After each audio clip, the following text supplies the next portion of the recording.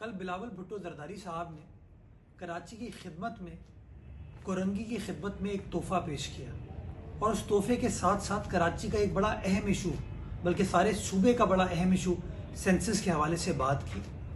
और बात करते हुए ये बात कही कि मुत्तहदा कौमी मूवमेंट को इस हुकूमत का साथ नहीं देना चाहिए। और वो बात इसलिए की उन्होंने कि मुत्तहदा कौमी मूवमेंट एक बार नहीं कई बार कह चुकी है कि सेंसस पर उसके एतराज़ात हैं।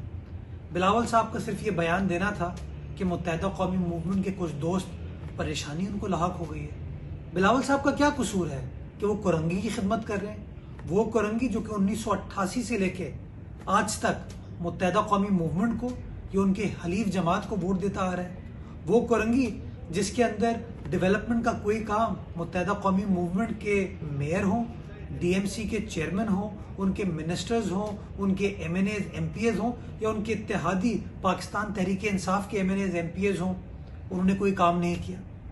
पाकिस्तान पीपल्स पार्टी ने तो कोरंगी की खिदमत की है। कराची की खिदमत का मिशन बिलावल भुट्टो जरदारी साहब आगे लेकर बढ़ रहे हैं और कराची का मुकदमा, सारे सिंध का मुकदमा सारे पाकिस्तान के सामने रख रहे हैं। बल्कि 22 करोड़ अवाम का मुकदमा जो कि मौजूदा वफाकी हुकूमत की गलत पॉलिसीज की वजह से, अवाम दुश्मन पॉलिसीज की वजह से इस वक्त परेशानी से दो चार है, उनका मुकदमा लड़ रहे हैं, लेकिन उस कराची का मुकदमा लड़ने पर बिलीव नहीं रखती। मैं समझता हूँ कि बिलावल भुट्टो जरदारी साहब ने कराची वालों को बताया है कि किन लोगों ने आपका हक अदा किया है और किन लोगों ने आपके हक की जंग लड़ने का दावा किया है। पाकिस्तान पीपल्स पार्टी माजी में भी कराची की खिदमत की, आज भी खिदमत कर रही है और इंशाअल्लाह मुस्तकबिल में भी कराची की खिदमत करती रहेगी। मैं मुत्तहदा कौमी मूवमेंट के दोस्तों से 2-4 सवाल पूछना चाहूँगा। क्या सेंसस के ऊपर वो संजीदा है?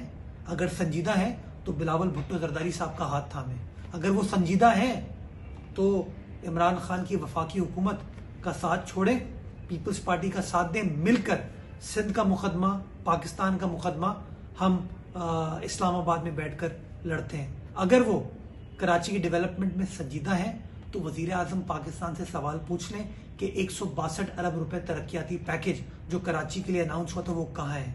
अगर वो संजीदा है तो हैदराबाद में जिस यूनिवर्सिटी का इफ्तिताह वजीर आजम पाकिस्तान ने इस्लामाबाद में बैठ के किया था, क्या वो यूनिवर्सिटी मार्ज़े वजूद में आ गई?